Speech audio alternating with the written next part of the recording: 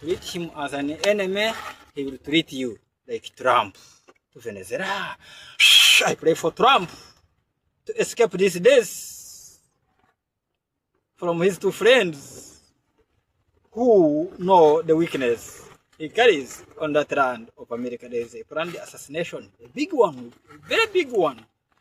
It is a big assassination plot that was designed during times of elections, meaning during times of this old cargo,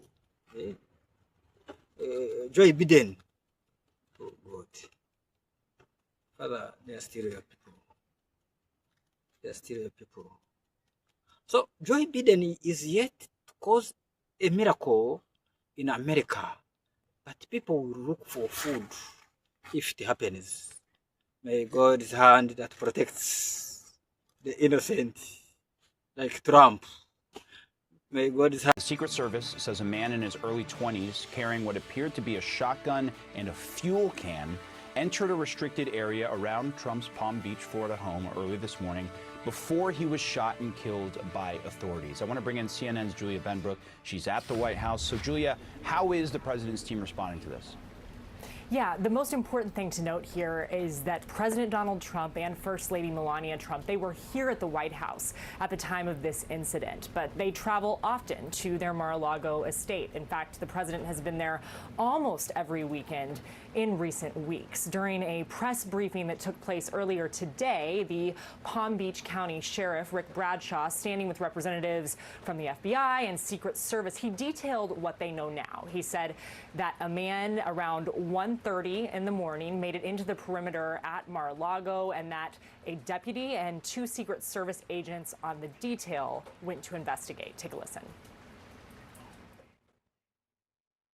They confronted a white male that was carrying a gas can and a shotgun.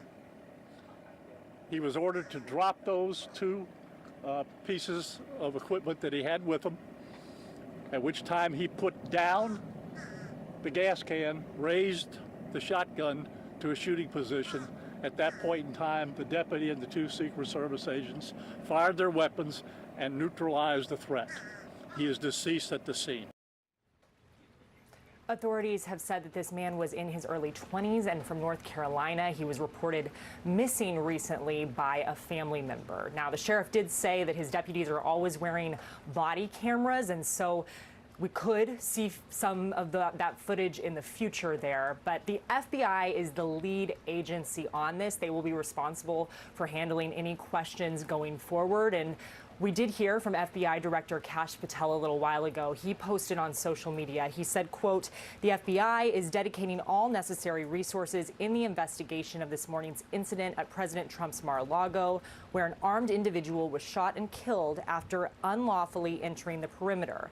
We will continue working closely with Secret Service as well as state and federal partners, and will provide updates as we are able." They are currently processing the scene and analyzing any evidence. They've also asked people in the area that if they have any doorbell camera footage that does seem suspicious, could be related to this, that they should contact authorities.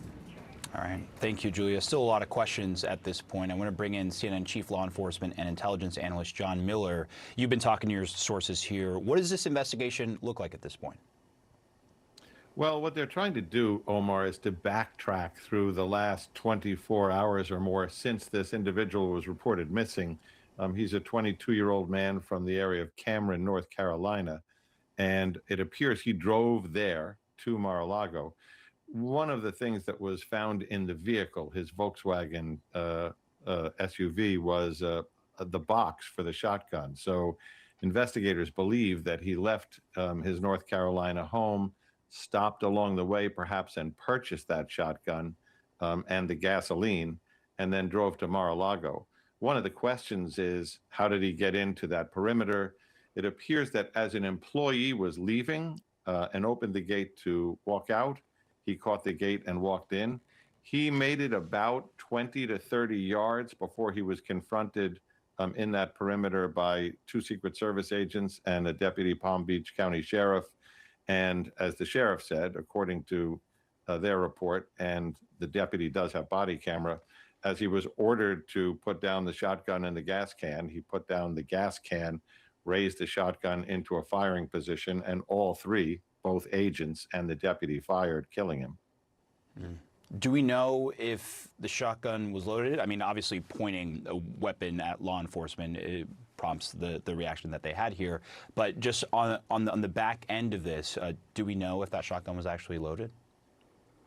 You know, it's a good question, Omar, because as you point out, there's no way that those law enforcement officers would have known by seeing the shotgun whether it was loaded when it was pointed at them. But the question goes directly to what was his intent of going into that perimeter?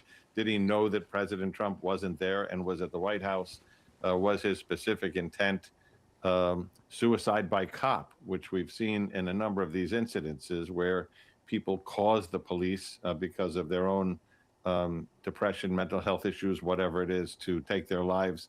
Whether or not that shotgun is loaded will give us a better indicator of that when we find that information out from the FBI. But right now, I don't know the answer to that, but it's a good question.